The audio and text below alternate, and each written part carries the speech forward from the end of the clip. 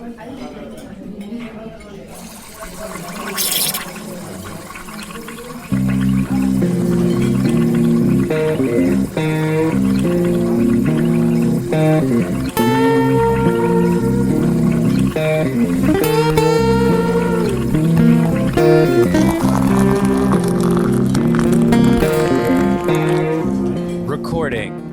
Awesome. We're live. Are you sure?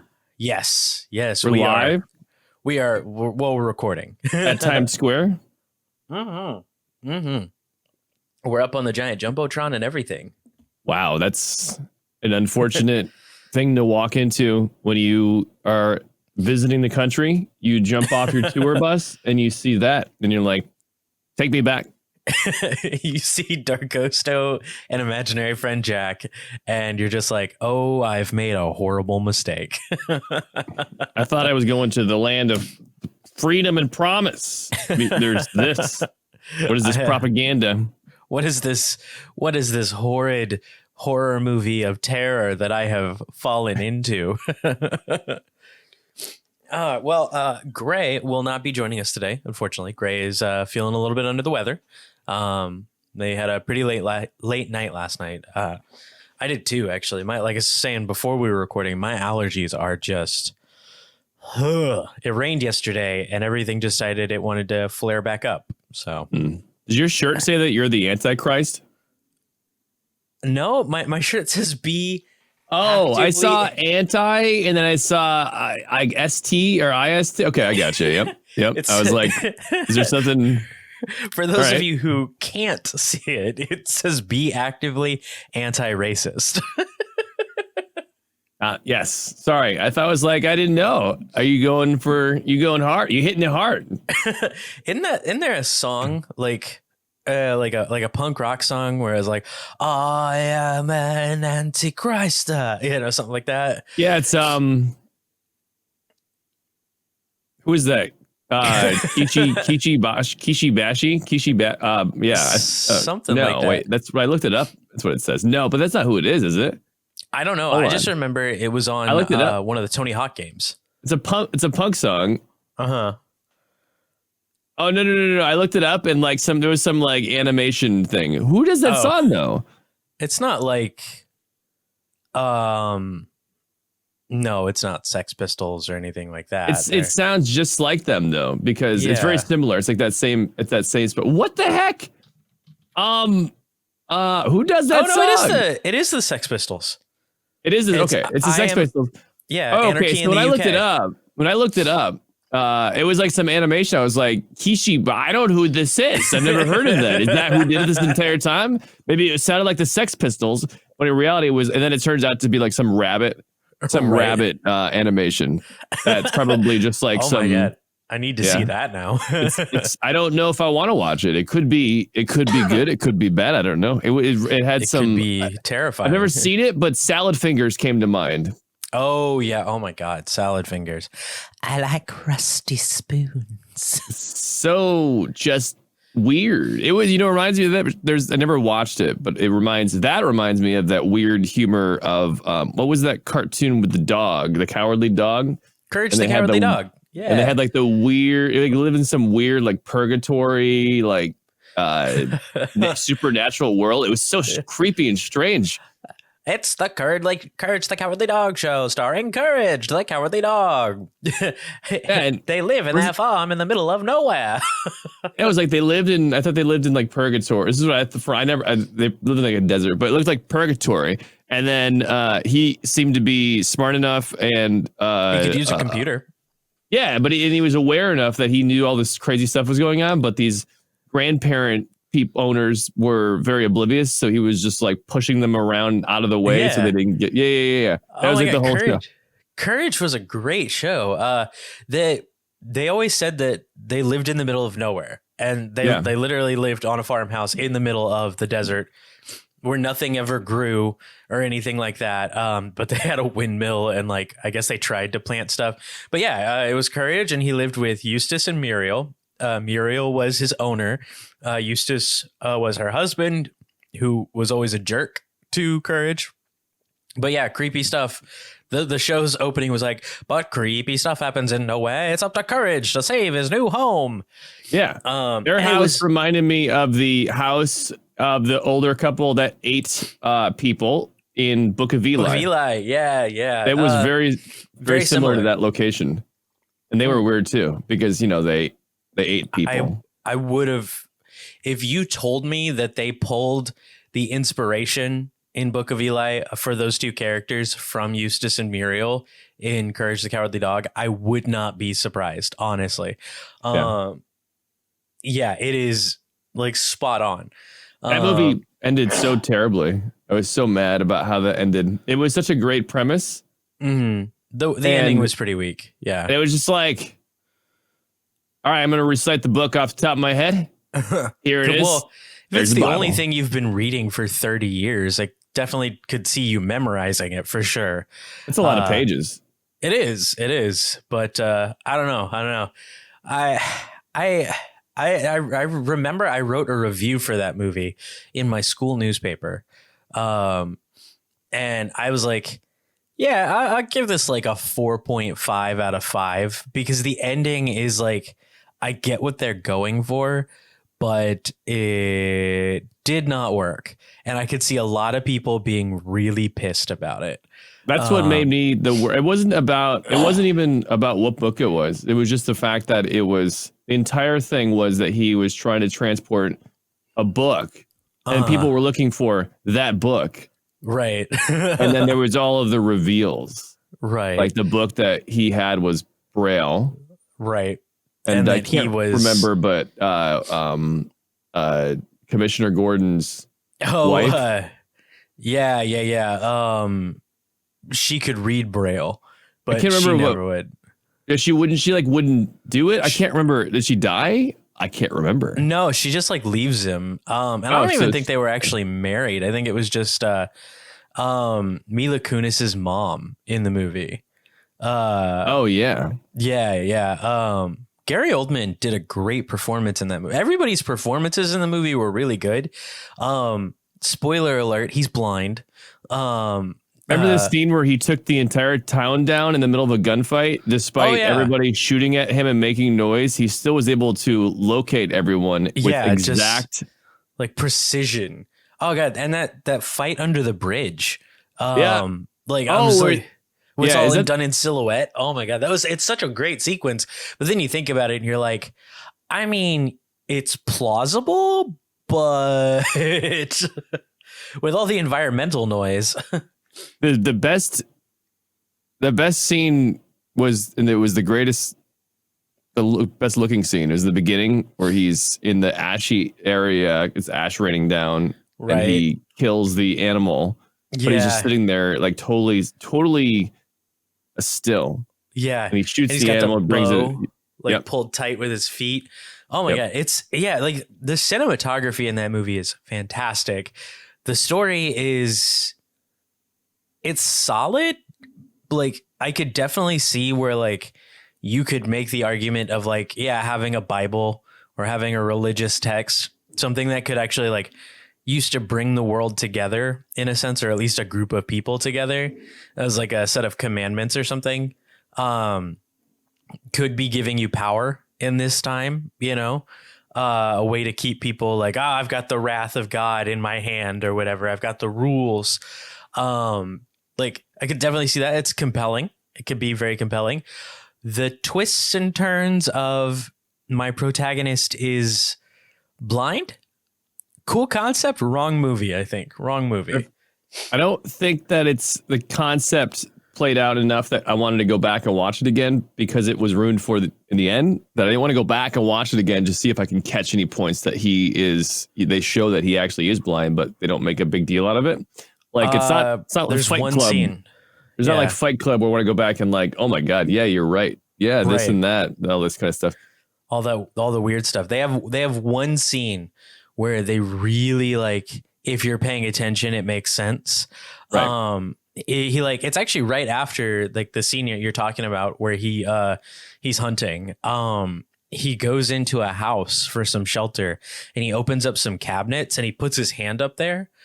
And he's listening to see what he's hitting. and like you can see he's got his head kind of cocked to put his ear a little bit closer while he's like running his hand through this cupboard and like breaking old dishes and stuff. They don't really draw attention to it. It's pretty short, but like it's just enough to go, oh yeah, he's blind. Like you wouldn't catch it the first time. Now there's like probably one or two other little things, but for the most part, he listens to his iPod. Yeah. Has to go to the charger. The guy with the car battery. Yeah. Charge his iPod so he can listen to the same music. The music yep. Yeah. Oh my God. Talk about dating a movie right there. It has an iPod in it. I used to have an iPod. Oh, I did too. Don't get me wrong. I love them. It was bad back when it had a spinning moving hard drive, and if you dropped it or you knocked into it, it was that was pretty much it. Yep. For a device that was small and you carried it around with you in your pocket. Yeah. In your pocket on anything. Yeah. It was like back when you had the old CD players, and any kind of bump or anything would just be like, just start skipping the CD player. Right. Oh my God. Yeah, I bought mine. I could never afford a new one. I bought mine from a buddy of mine. It was scratched to all heck, but oh my God, it was so worth it. I remember like I downloaded one of the Star Trek episodes on there, like too, because it could play video, and I was like, God, this is the future. And like I was sitting like, do you remember the scene in Tropic Thunder where he's like in the rain watching Star Trek on his iPod? No, I've actually never seen that movie before. I need to see that. Yeah, I got to see that. Oh, it's so funny. I saw that one in theaters opening weekend with my parents. Bad idea. Because it's pretty raunchy at times. I know it every so often it comes up for debate due to Robert Downey Jr.'s character, when people don't necessarily know the context around it, so that on a surface level it seems bad, but when you dig more into it, you realize that it's a bit more depth to it. Yeah. So every so often it comes up, so I know it because of that. But no, I've not seen the rest, but I've heard it's a movie that, I mean, it's heard that this is something I need to go see. It's really funny, and like given the context, everything makes total sense.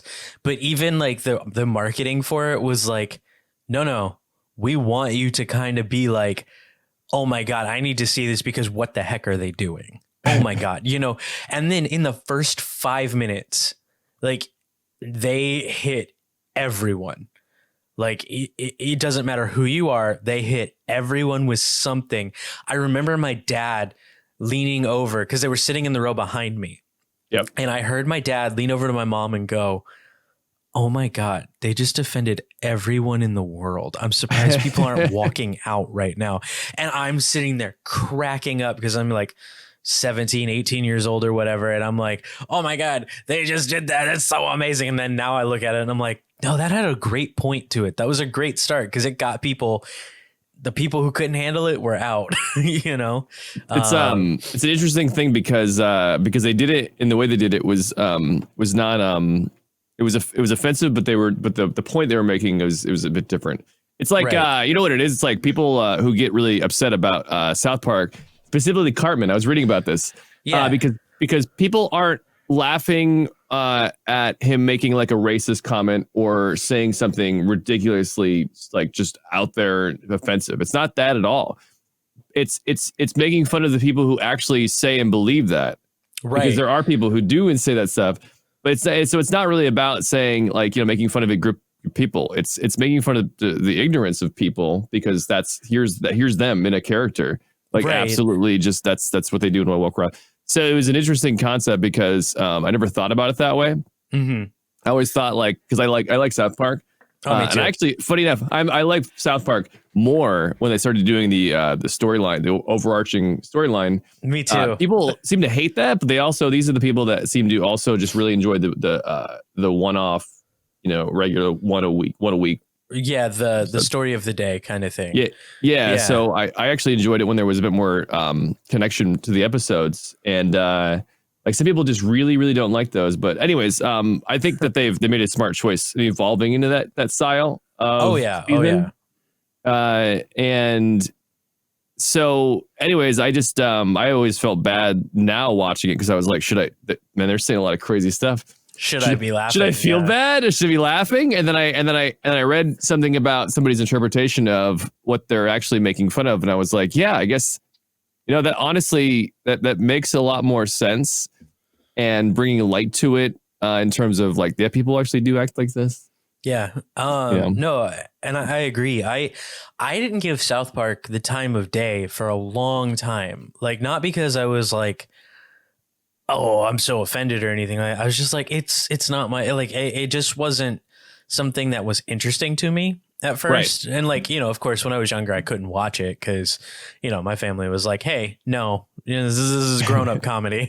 Right. And they didn't really like it.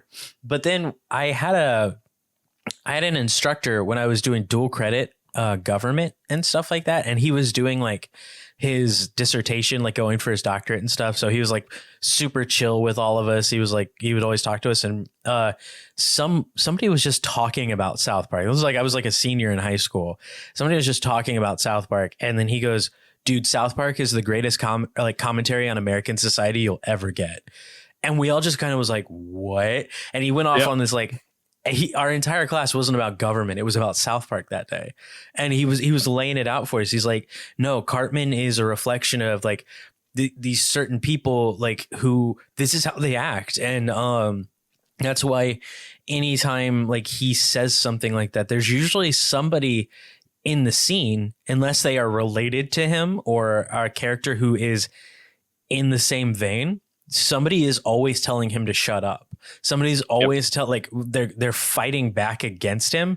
And he's like, I don't know if those two, like the creators meant for this, but they've really created like the divide in the US with that. And we're like sitting there like, teenagers who think we're adults because we don't pay taxes yet, but like, and our minds are just like blowing.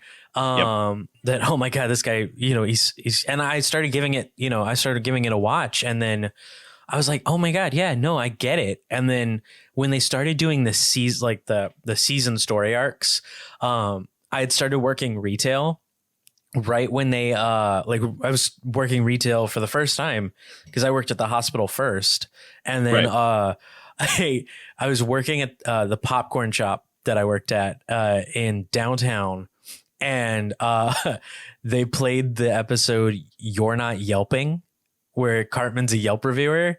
I remember this one. Yeah. Yep. Yeah. And I caught that one and I was just dying because I was like, oh my God, this is like spot on. You'd think they walked into my store, and oh my God, it was great. And I watched that. I watched that whole season. I watched the rest of them, the Whole Foods saga, the Mysterion saga, where we find out that, of course, Mysterion is Kenny, and Kenny's birth.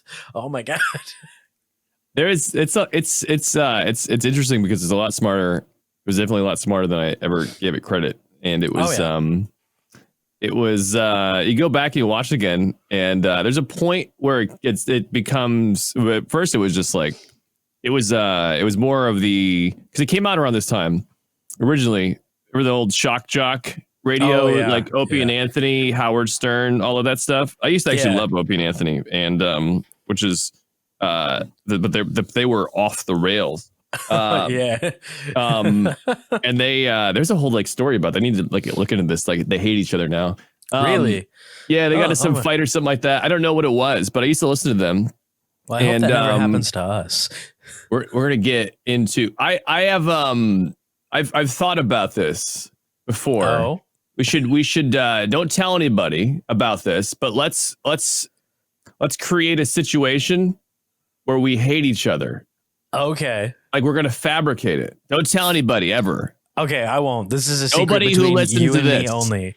We're gonna fabricate a situation where we hate each other. Some crazy thing happened, but we're not gonna say it yet. We're gonna be like, dude, I can't believe freaking Darkosto. I got in this podcast and he just lays out the most offensive, ignorant statement I've ever heard in my life. I can't believe that was inside of him.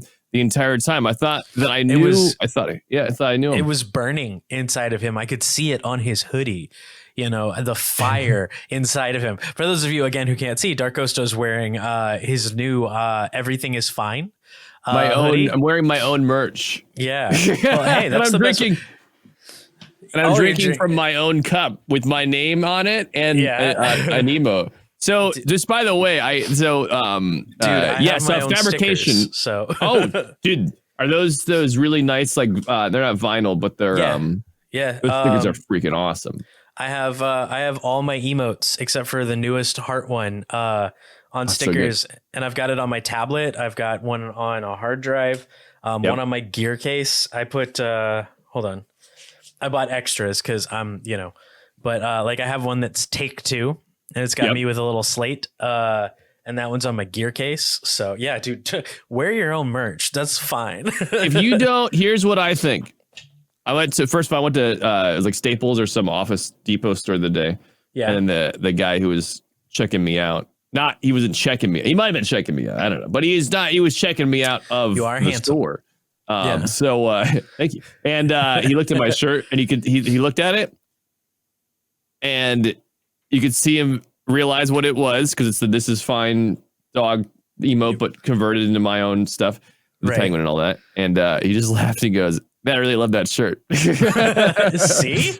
So, but I firmly believe that if you don't feel good about the merch, this is my merch rule. If I don't want to wear it out, then why would I expect you to? Exactly. No, I completely agree with that. I've seen some merch from other people, and I'm like, that seems funny. It's an inside joke, maybe, but if I wore it, would anybody give it two thoughts again? Would they look at it again? Would they get it? Would it make sense? Is it something that works both on a inside community level and also an outside community level? And I thought, like, for example, the one that I'm wearing now with the "This Is Fine" converted into penguin with the mask on and everything. It's universal. It's a 2020. It's a 2020 hoodie, by the way. It's supposed to be for this year. Nice. It's a commentary in the year. So, anyways, it looks when you go out, it looks great. I'll definitely wear it. Right. And exactly. I mean, other merch like that. Yeah. So if you get your own stickers because you like them, that's good, because if you don't want to use them, then why would anybody else? Exactly. And now, like, one of them, like, I got like multiples because I gave some to Gray as well. But hold on, I've got one on my tablet. Let me see if I can. Okay, this one right here. I don't know if you can see it all that well. What's this hubba hubba on it? Yeah. Like, I mean, we've talked about it on the podcast before. Like, that is an inside joke with my community. You know, it's a thing you can do with channel points, but like, it starts conversations too. Yeah. Like I could like definitely like see people like new people will see Hubba Hubba and they're like, what is going on? And like, we tell them and instantly they're a part of the joke and they think it's hilarious. And, you know, I'm like, of course, like, that's perfect, like, conversation starter stuff. Like, whenever we can go back out into the real world, you know, I can like be drawing or something. People are going to see, why do you have a sticker that says that? Like, because people, you know, if you have stickers and stuff on your laptop, people always check them out, you know, and then like they just see that one and I'm like, oh yeah, I do this. And, you know, it's a great way to like, just be like, oh, okay. Yeah. You know, and it creates interest. I want to get, I think I'm going to blow that one up and get a hoodie with it on the back. And then it looks like it's looking up at the back of my head saying Hubba Hubba. Oh my God. But yeah, where do you mind if I ask where you get your merch? So I recently switched over so I used to have a store called Flocker. So okay, this is a whole story, by the way. There's a whole streamer merch thing. I have my own thoughts about streamer merch. Okay. In that unless you're a huge streamer, you're probably one of like top 20, 50 streamers, something like that, or which I'm not Twitch, but I guess content creators, unless you're a big, YouTube, whatever you make content, be huge. right, you can sell merch, then you're probably going to do well, and probably something you can, add as a little bit of a revenue source. passive But generally, income. generally as a streamer of my size, small, it's less about me trying to make money off of merch. It's more about people ask for it, and I put it up, and then I try to just cover shipping costs. And then if I make like a buck or two, I then use that to pay the art. And then anything after that, which never doesn't really go that long. Each piece of merch doesn't really go long enough. They barely cover costs. Usually it's just like an investment to is a thing for my community. If they want to buy it, if they don't, it's not a big deal. Just something nice to have. And so I used to use Twitch used to back in the day for partners. You could request a merch a drop thing. You could have your own. I think it was shirt, and there was other options. I think sweatshirt and whatnot through Teespring.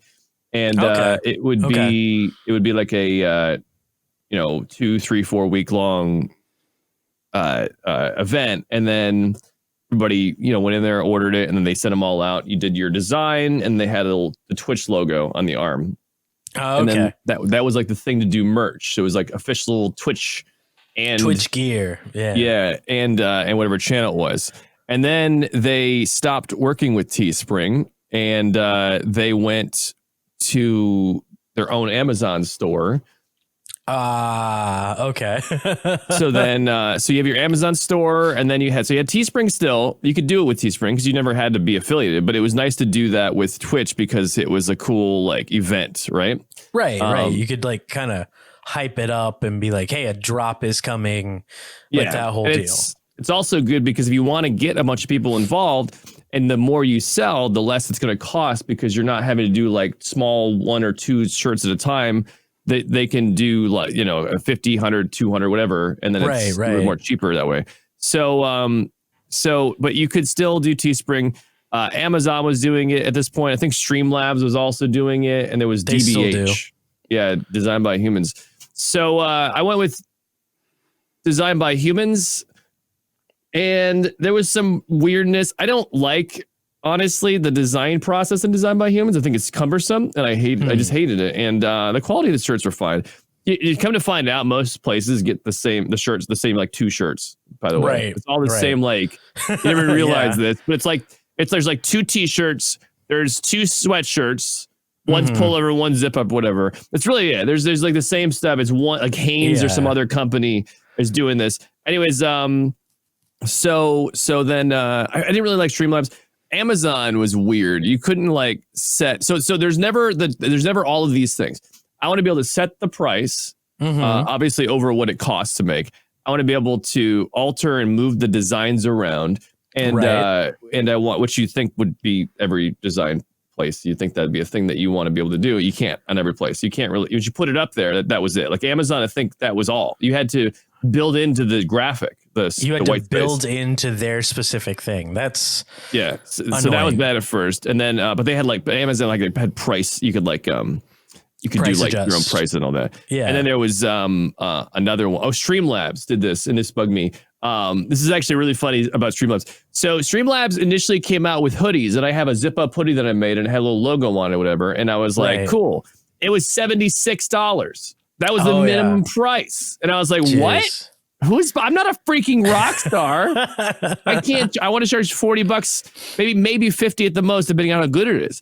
So I sent in a message and I said, hey, this is a little bit much. What if, for example, the cover, whatever the cost, let's say the cost is $10. Okay. And you guys want to make $20 off of that, right? Because they would with the person that was making it, they would split 50-50. And I said, what if we did this? I don't want 50-50. I just want $1. I want $1. You can take your $20 and then I'll take $1. They're like, we can't do that. And I said, you can't let me choose how much money I want to make over top. I want to make less money.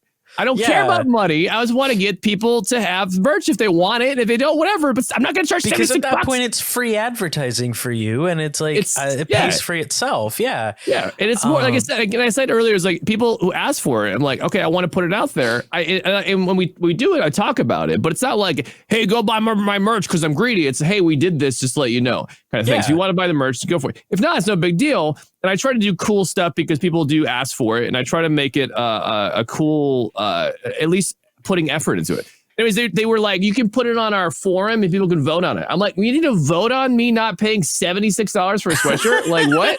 So they had that. So everybody had their thing that they had and the thing they didn't have.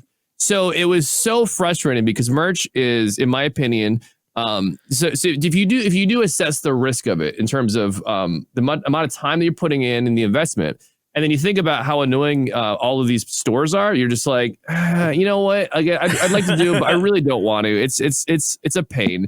So I was gonna give up merch and just be like, you know what? Maybe someday I can like pay somebody to manage it for me or something. I don't know. Right. And I'm very picky about merch too. I want to make sure that I try and order it. I'm not gonna like go out like mugs generally come out great. So you know, if a mug comes out, it's great. Most of them are literally the same mug.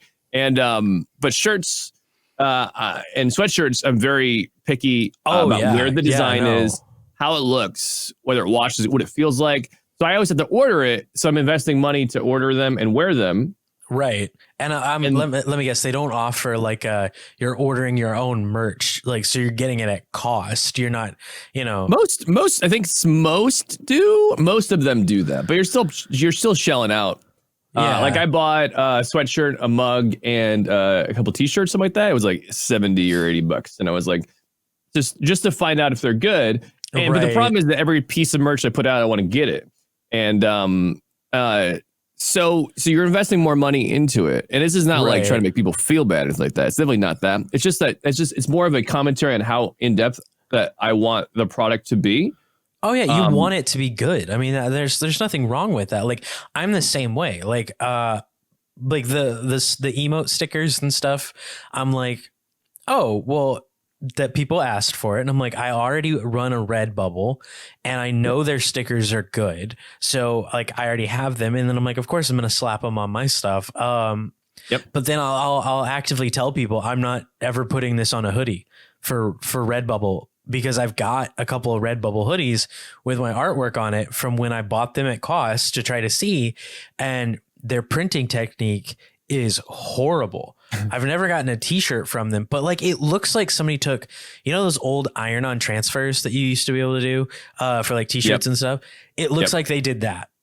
And I'm like, that's going to be, the colors are all off, no matter like, they give you the specific instructions on how to do it, and I did it to a T, and the colors are all off.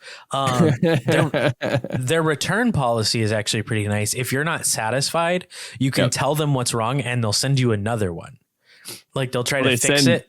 Well, they send you. They're like, we ironed it on better this time. Yeah, or like our colors are like better, and so like I have two of the same hoodie because I tried that one time. I was like, that's actually a really good return policy. I got to keep the old one, and I was like, oh, I'll just wear that like around the house or something. And then they sent the second one, and it was worse. And I was like, at least the second one was free. But you know, like, so like I've like experimented with a couple of different places like that, because I'm the exact same way. I want, if I'm going to sell merch, or if people are going to be like, hey, can we get this? I'm going to be like, yeah, let me get it first, because I don't want them wasting money on something that's not going to be good. You know, and that's another thing too. You mentioned is that policy, not specifically return policy, but customer service in general. That's another thing that not everybody has. Sometimes it's almost impossible to get in touch with somebody to fix something, because inevitably, with the way that these are all done and such a low cost, there's going to be some mistakes. So you want to make sure that when that does happen, that it's going to be fine. Right. So all of these places happened. I was going to give it up, but this company called Flocker came up, and there were people that were streamers that worked there, and they had some really, really great people that were involved that also worked there, not just in the front facing, but a lot of the back end and getting things set up. And it was great. Right. You would submit your stuff, and they would go through and they would manually review it, and you could set your prices. They were starting out small with a small offering first to make sure that everything was great, and customer service was fantastic. Everything was really, really nice. They just needed, in my opinion, to have more product. Right. that's the one thing I was like, I really would like to have, I don't know, like this kind of hat or something like that. More options. Yeah. So it was going really well. I was investing into that, my time, and had meetings with the people there, and they had some really great plans in the future. And then they ended up shutting down. And then I was like, oh, so I was like, all that time. And it was like the nail in the coffin for merch. I was like, I don't want it anymore. And then so lately, what we did was I have my own store set up using Printful, which Printful is basically a place you can go and get stuff printed up, but you can set up your own store that basically orders from it. Okay. Right? That's Printful is like your back end, and then you set your own store up as like the front end Darkosto store or whatever. Right. And then you set it up and they buy stuff. It goes through Printful and all this, and then Printful sends it all out. So it's like on-demand printing too. Yeah. So now I have a basic store with some shirts and some mugs and things like that. I even have an apron for cooking that has a little embroidered penguin on it. That's cute. Oh, is that the one you used for the This is Darkosto? Yeah, so I wore it, and it was funny. I was trying to, I didn't angle my body at the camera right. I was wearing it because I think every scene I was literally wearing like my own stuff. Except for the one where you changed your shirt to get me some different. Because I had a button-up shirt. Yeah. Right. So, but you were wearing your new hoodie and everything. Yeah. Yep. Yeah. So I had like the hoodie on, but the apron is it's embroidered. It looks great. But I was trying. When I was trying to do a barista interview over a voice call. It came out really funny. I had a lot of fun editing this one. This was the first one we had to do, for all of you who don't know, remotely. We've been able to film all of those, which, by the way, I am so happy that people are really liking the show as it's been coming out more and more. It seems like every episode is just getting better and better. Yeah, you're right. It's I feel more confident about. Well, I think the ideas are easy enough, and they're what's interesting is they're getting more length to them. Yeah. Most of them. We had one that was a lot shorter, but that was also really effective. But they're getting more length to them, and they're still just generally. It's funny because I realize it's the same formula over and over again. It's interview bookends. Mm-hmm. Usually the interview at the beginning is me talking about thing. I say I'm really amazing at thing, and then we go to me not being amazing at that thing, and then me realizing or have seen the footage that I'm bad, and then I am accepting said thing. Yeah, but it's a great formula because it's not necessarily about the formula itself. Like that's just to keep people so they know where they are. Like they know what part they're watching, even though it's, generally under 3 minutes is what we've been averaging. But it's the ridiculousness of it. Like the absurdity of it is what's great. Because they're like the one we did last week that released, where you were, sitting there like just like painting with ice cream and then oatmeal and stuff. Like I'm pretty sure I haven't gone back and checked, but I'm pretty sure there's people who have been like, what is wrong with them? Like what goes on in this office every week that this is what they're choosing? How much worse could it really be? If this is what they're choosing to do and show us, because there's always the behind closed doors stuff. And it gets wild, folks. It gets real wild. There's some good if there was ever a blooper reel or this is all the stuff that was between the scenes that you didn't see. There's probably, I'm sure, plenty of footage for that. I'm putting one out. I'm my goal. Oh, are you? Yeah. So I save all of it. My goal was to since we're doing remote stuff. And this is actually this is the RoastOh we're going to do before Christmas. This will release next week. So this is nice. kind of That's true. It's like the holiday, Christmas, New Year's. Yeah, this is like our Christmas episode, basically. Because the next week is Gray's birthday. That's right. Yeah. And then I don't know if we're planning, but that's also Christmas week. So I don't know if we were going to plan on recording or not. I can tell you something right now. Oh, it's the 16th. It's next week. Never mind. Yeah. I have to go to the IRS office next week because... Did you not do your taxes? Oh, no, I did my taxes. I've moved a few times and I've never had this happen before because I moved before previously.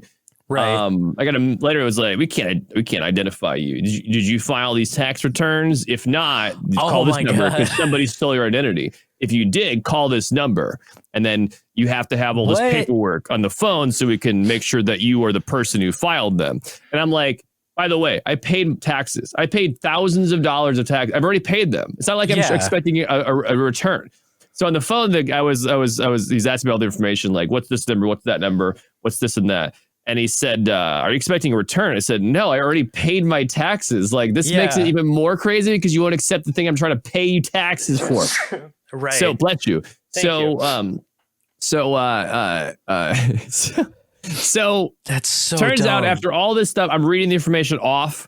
And what tipped me off in the beginning was I read off my address and he's like, that's not right. And I said, it is right. Although, is it my previous one? And then apparently my previous one was still in there or something like that, which makes me wonder why this is why I never got my stimulus check, by the way. I never got it. So I'm wondering if there's some mix up. So anyways, at the end of the call, after like 30 minutes, it was 45 minutes of waiting and 30 minutes on the call, he said, yeah, I can't verify your identity. Even though he went through like another 2 routes of doing it. And I was like, oh, okay, what do I need to do? He's like, you got to go to this office on like this day and at this time and bring all this stuff. And I'm like, okay, even though I paid you all the money, like you got to go. What? Like really? I'm just going to say it. Our tax system is stupid. Like, don't get me wrong. I will pay taxes. Like, I get it. It's a good thing. It helps pay for stuff. I wish they would invest our tax money in better places. But like the way we have to go about it, especially if you are a small business like you and we are, we being Gray and I, like, it's like they don't want you to be that. They don't want you to be successful. They every hurdle that they can throw at you, they're going to. And I'm like, for a place that's built like the whole ideology of our country is if you work hard, you can do it. They sure want to make it as hard as frickin' possible. They do make it a pain, yeah. Yeah, because when you start out, you can't really necessarily afford somebody to prepare them for you, so you're doing them, and then there's a lot of it's not a fun and easy process, and I hate it every single year. But now that I can't imagine beforehand when it was all done on paper. Now it's all done that you can have your accounts run through accounting software and all this kind of stuff, and it tracks it for you. And all you have to do at the end of the month is just say that goes to this, that goes to this. That's it. Export this data from my own files. Yeah. I mean, I don't know if I've told you this. I don't know if we've talked about it on the show before, but we went through LegalZoom to do our setup and everything when we started our business. Mm-hmm. And good God, was that the worst decision I think we ever made as a business. They set us up. Like we told them, hey, we're 2 people. We're starting a business together. We want 50-50 ownership, but like we want to be an LLC and we just want to split it 50-50 because that's who we are, and we just want to do everything even. And they're like, okay, well, you have to do it this way. We went to go do our taxes last year and we're like, well, look, we can't do them ourselves because it would cost too much. We don't want to mess it up. It's our first year. We saved up the money to do it, to go to professionals, and we go to do our personal taxes and they're like, well, why did you set your business up like this? And we're like, what? We were told to. And they're like, you need to go see this person. Like, and we went and talked to our business tax person and she looked us dead in the eye and go, do you have your bleeper ready? I don't think it bleeps you, but you can go for it. All right, ready? Well, you just time me. Just time me. It's like you got. Yeah, there we go. Close I like enough. how you said after, but it works. Yeah, it's fine. It was the delay. It was the delay. Yep. That just gives me a spot. And we're like, what do you mean? And they're like, they told you to do this in the stupidest way possible. Like, Right. instead of just being like, hey, we're an LLC, here's our business, we pay X amount of dollars.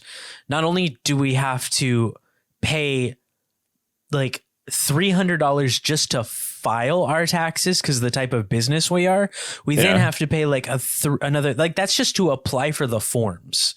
And then we have to pay another $300 to actually file them. Like, it's $600 to do our taxes. What? That's ridiculous. Which is why we are jumping through hoops. And like you, I think we've talked to you about it off podcast. That's the word I was looking for. Off the air. Yeah. Off the air. So we don't have to do that ever again. Hopefully.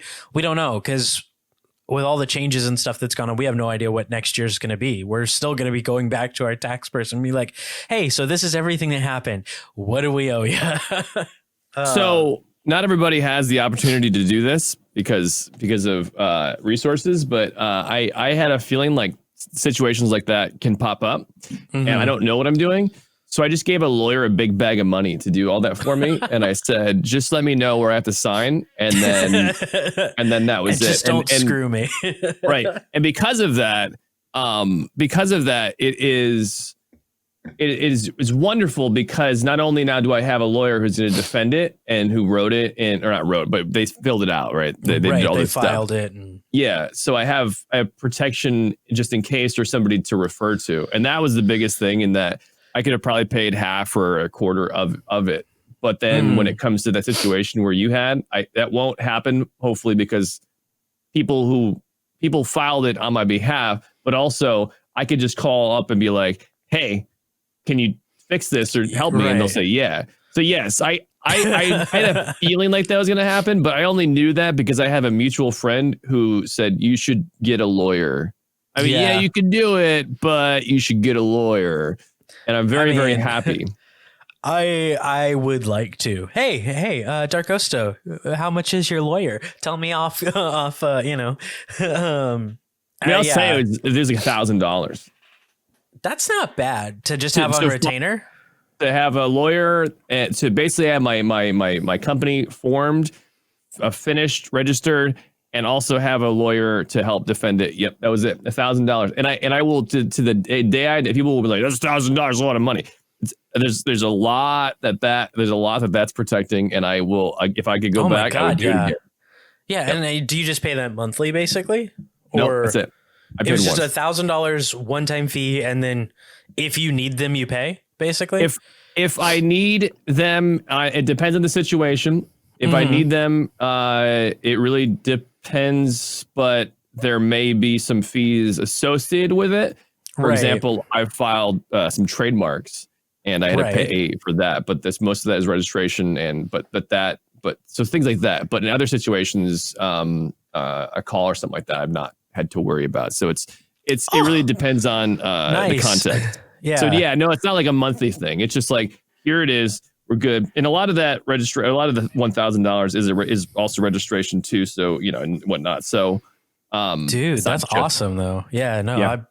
For sure. Like once we get everything fixed and figured out, and we can actually start making like real business money again with our business, I think that's definitely a route that we're going to look down for sure. 'Cause it's just like, we did all our research, like on LegalZoom. We did all our research on everybody before we did it, and we still got screwed.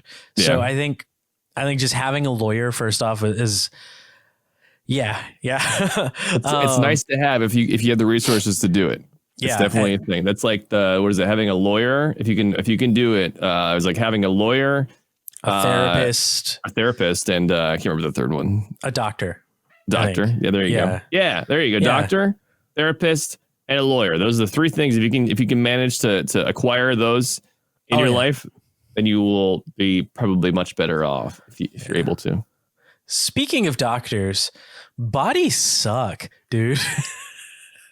Yeah, bodies just are the worst. like I was saying at the beginning, like my allergies have just been freaking killing me.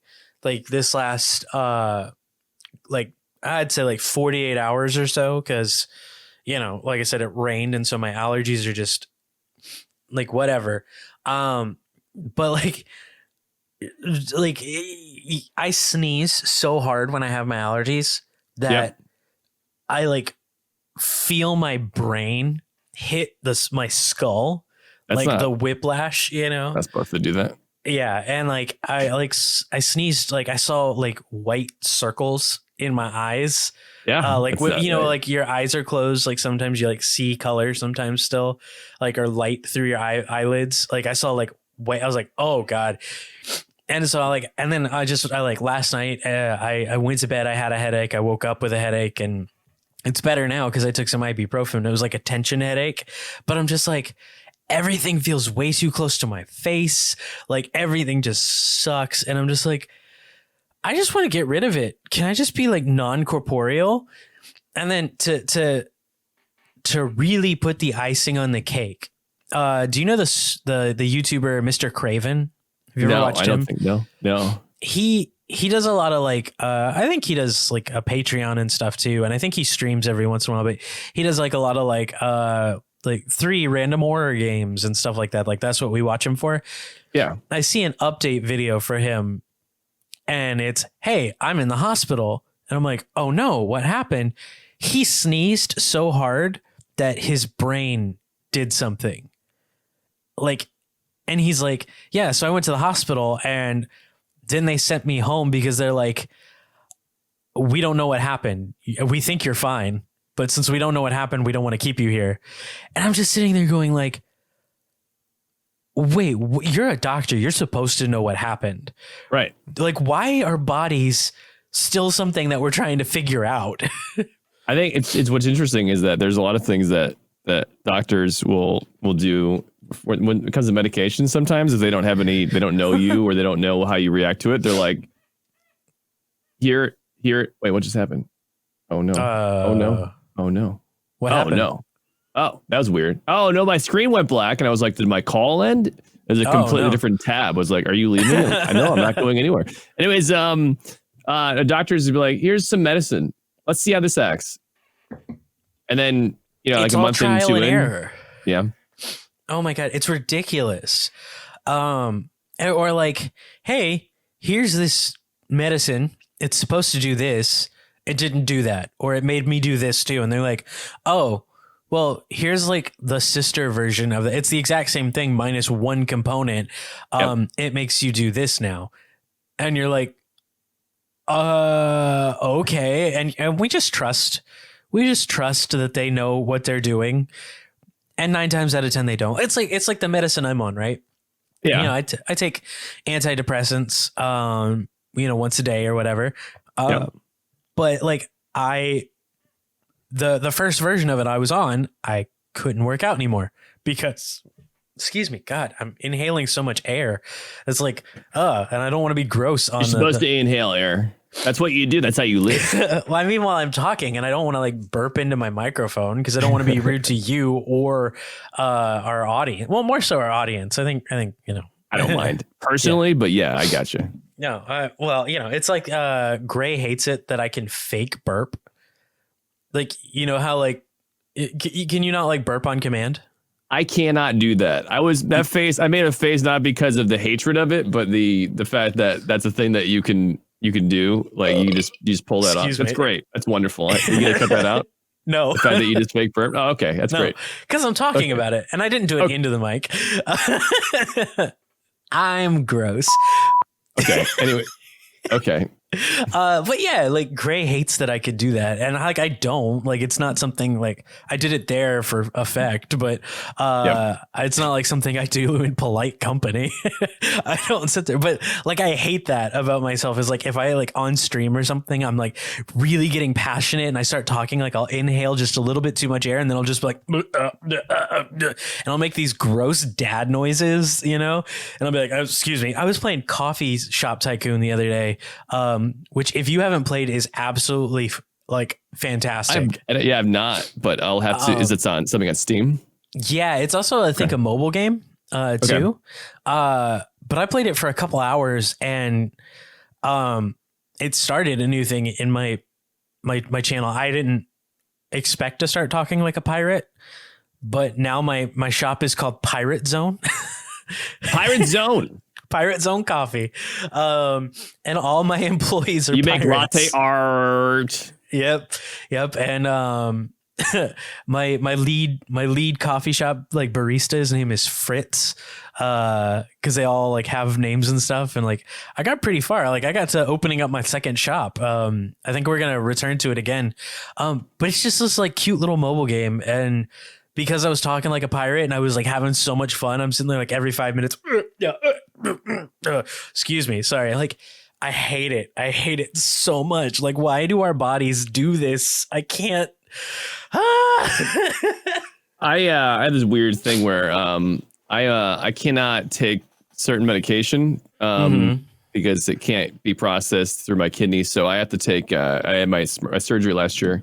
I had 2 hernia surgeries last year in January and March, and because the first one didn't work, and so just didn't. Well, I had a hernia for about 4 years at that point, 4 or 5 years. Jeez. 2014. So about, what's that, 5 years or so. I had a hernia for 5 years. It didn't hurt. It was just like that. My belly button stuck out. Oh. But so that's clearly what that bulge was when I first met you. Yeah. It was stuck out, but it wasn't painful. But it was also something that I never had the insurance set up and never was in a place for long enough to go get it done. Makes sense. So finally, I go and I go talk to a doctor, and they're like, yeah, you got a hernia. Oh, jeez. You got to fix this. And I was like, okay, so what do we got to do? And they go in, they put it together, and they stitch it up.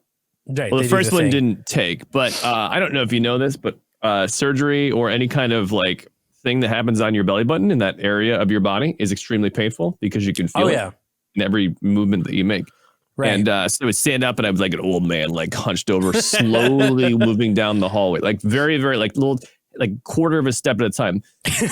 So they gave me, they couldn't give me certain medication because I can't take certain things because I only have one kidney. So they have to be careful about what they gave me. So they gave me something. That's always wild to me, by the way. Sorry, not to cut you off. It's okay. That you only have one kidney. Yeah, just the one. So do you feel empty inside? No, I don't even know the difference. If you told me, if you never told me, I would never know. Oh, I don't feel any different. I was just always imagine that you would like if you like shaked like your belly or something, or like you like wiggled back and forth, you'd be like, oh, things move around a little bit more. Nope. I don't know. You would have to, you have to tell me. I would never know. There's never any feeling that I've had that I feel that it's gone.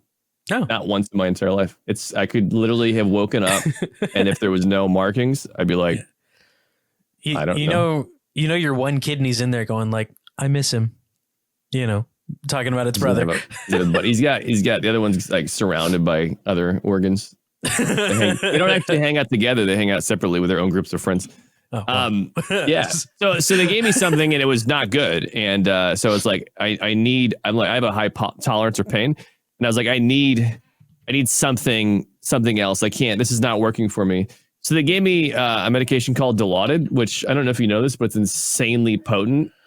No, I didn't. Even it's like a synthetic, it's like a synthetic oxycodone kind of thing. And it's like miles more effective. Like Anyways, it was like still painful beyond that, but I remember just being completely just gone. Jeez.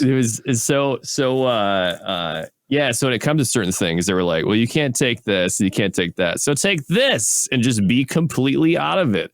Yep. And it helped that I had to give the first one. I went in for like weeks later, and they're like, and he was like looking around, and then it was still a hernia. So he was like, you have to do it again. Like, awesome. Just like, so to go through that again, cut you open, take a look around while you're just sitting in wasn't expecting this today, doc, or I wouldn't have worn white, That was they had to do like all the wrappings and all that and be careful and things like that. And geez. it was miserable because this is actually funny enough. This situation is why I hate Parmesan crisp chips. You know those little cheese chips they make. I hate them because I was at home while Ash went to work and she would like surround me with snacks or things I needed. So I couldn't really get up. So I had a futon in the living room. So I hadn't got a couch yet, but it was perfect because it was all right there. And I just sat and lived in the living room futon there. And I had surrounded with chips and drinks and all that. Anyways, I had a bag or two of Parmesan crisps. So every time I needed some food, I would grab that. But I had so much of it in such a small amount of time that I now hate the idea of Parmesan crisp chips. I can't stand them. There you go. It's like I had a huge aversion to Hot Pockets for a while.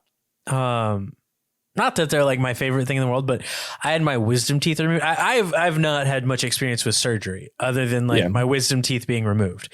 Thankfully, I've just never, knock on wood, just hasn't been a thing.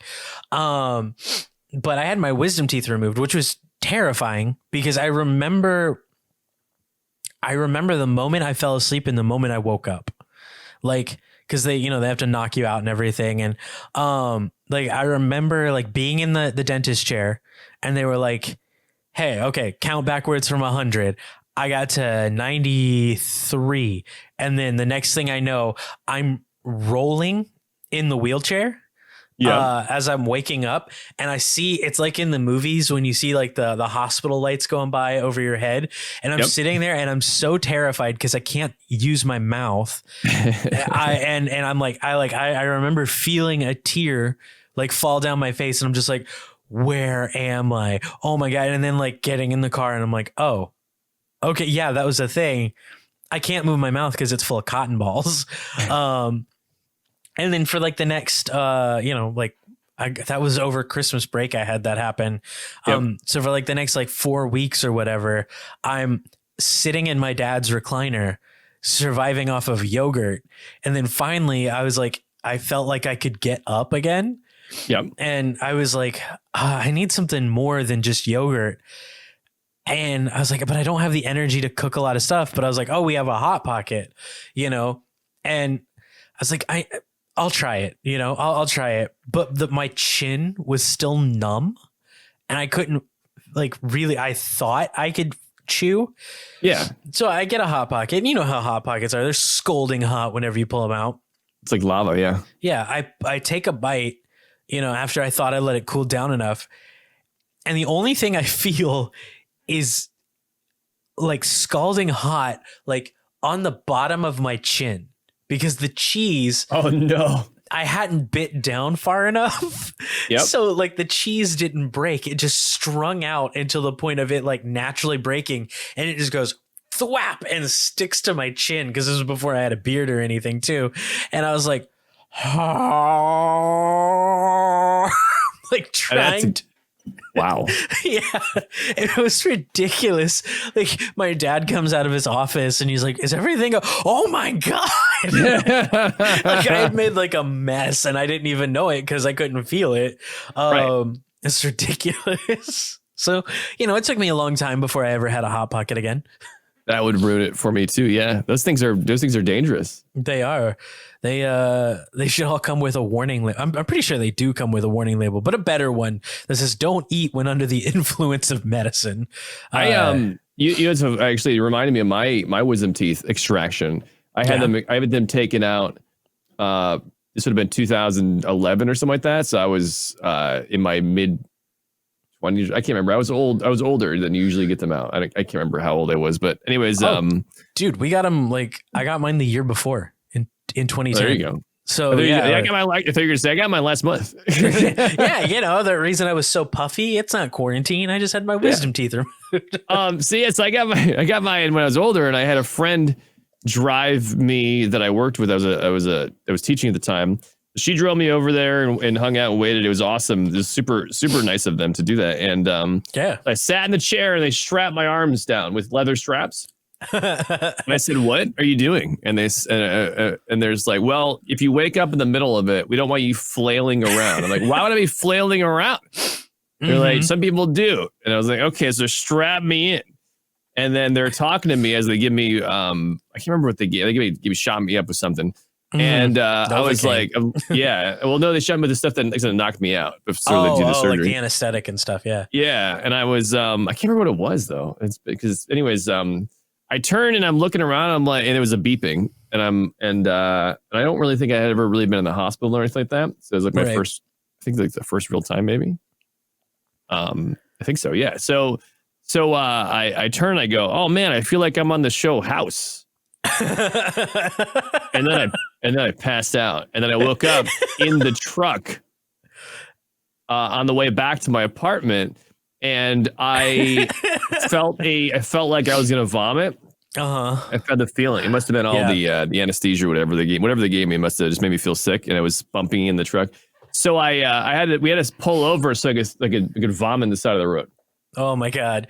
And it felt bad because the person who was with me, it was probably real gross for them.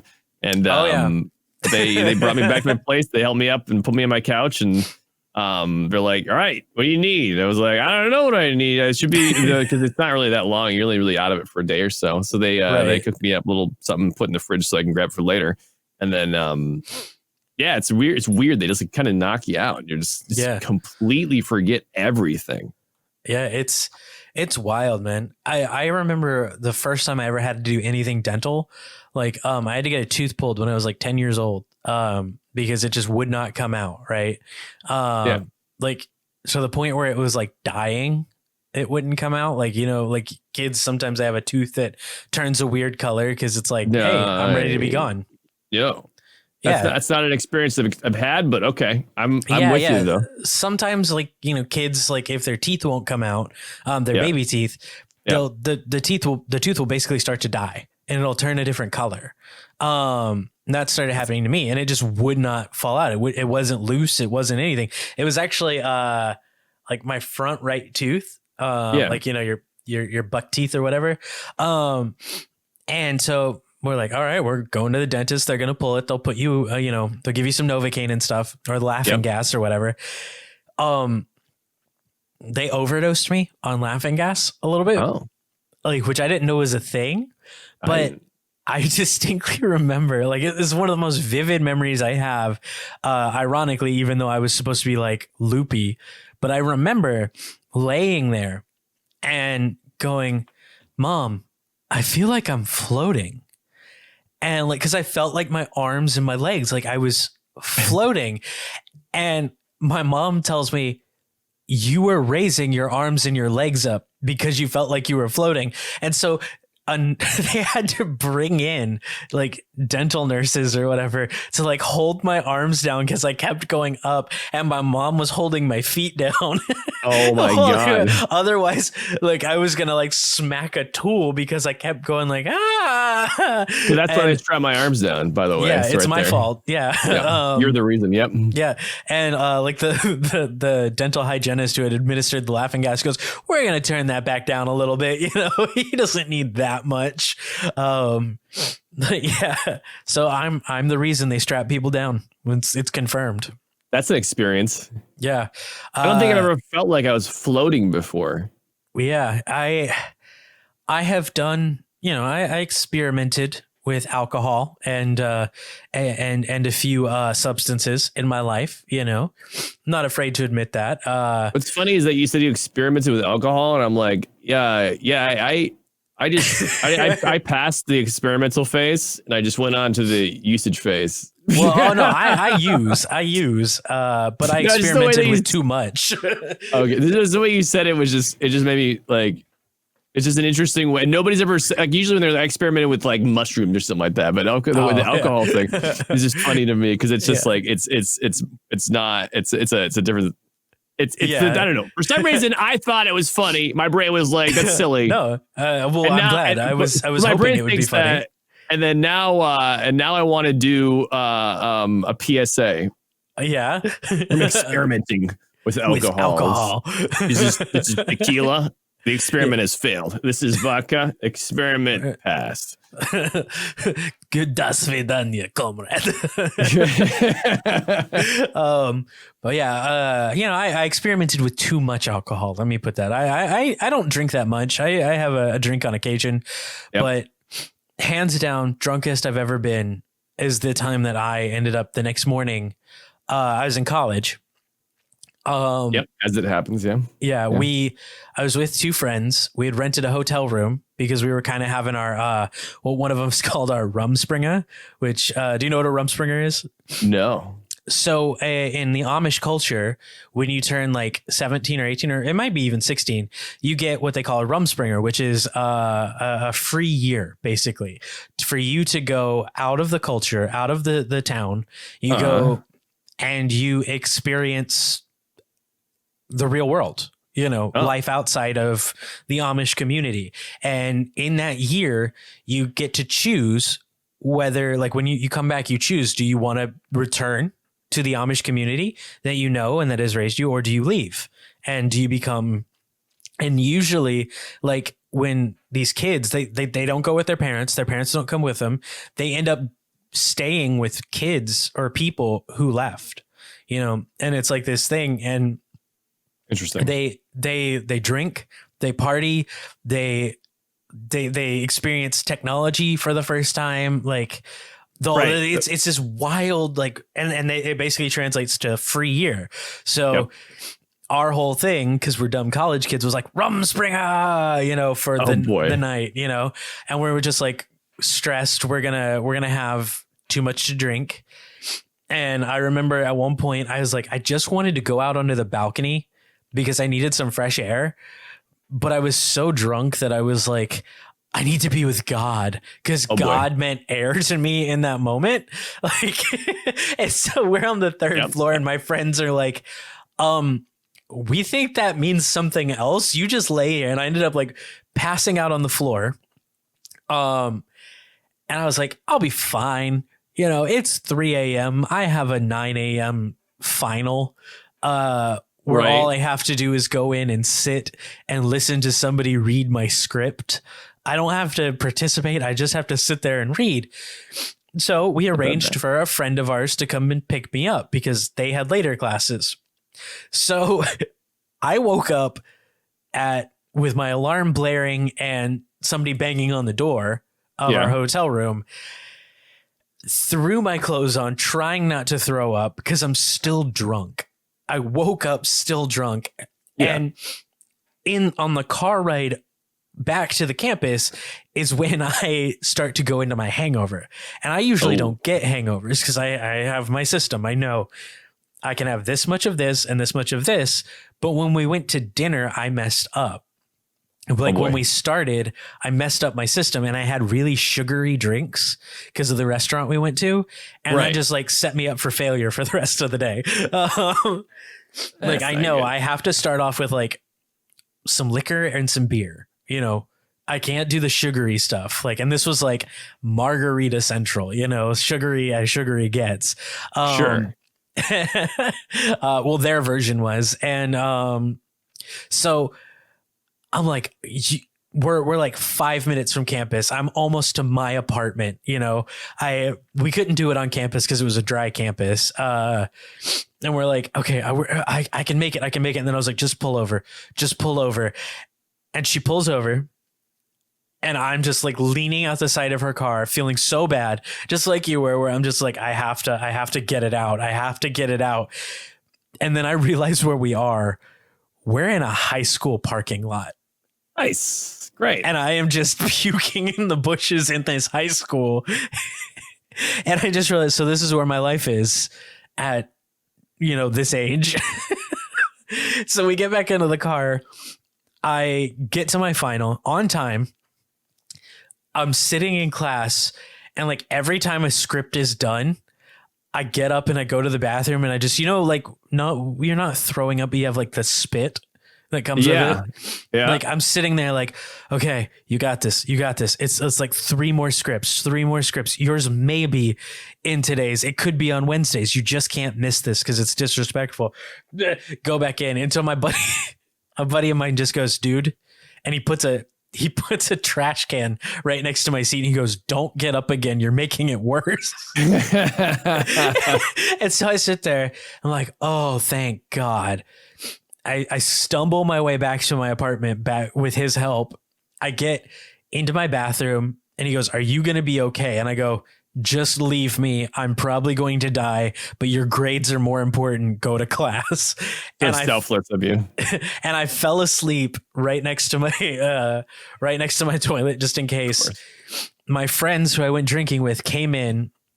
I just fell asleep. They came in and they were like, "All right, dude, we're fine. How are you?" And I'm like,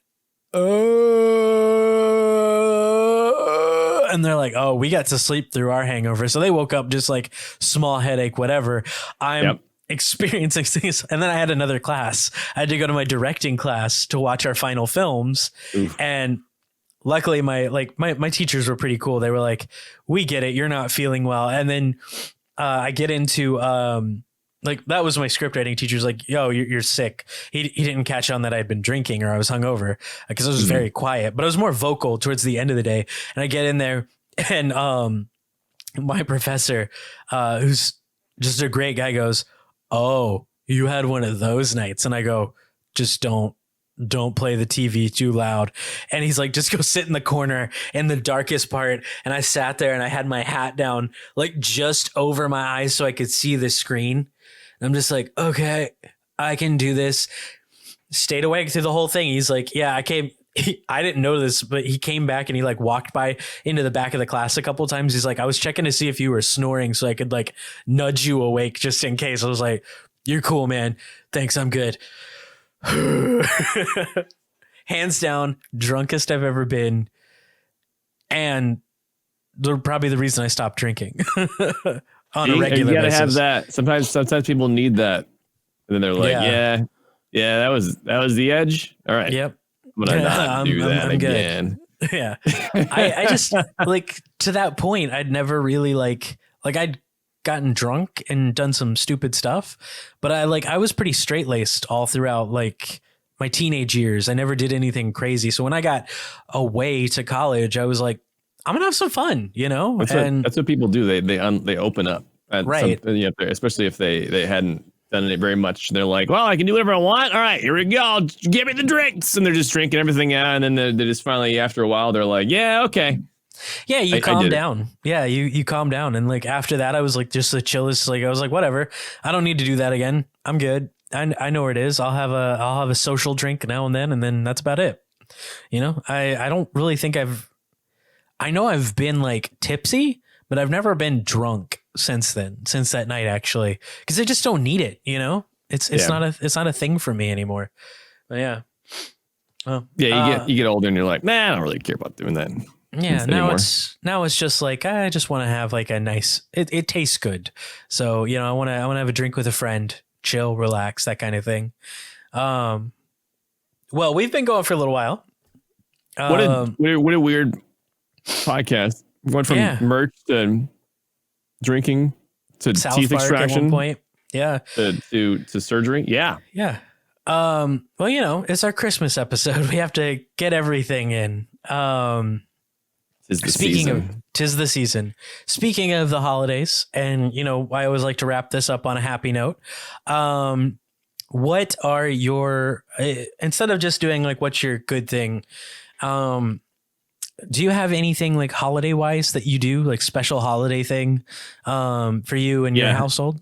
Yeah, nothing. Okay, that's not bad. Yeah, nothing at all. Just hang out. You don't watch a certain movie or do anything. No, there's no movies. Do like a call with family. Yeah, and then just kind of hang out, enjoy the day. Nice. And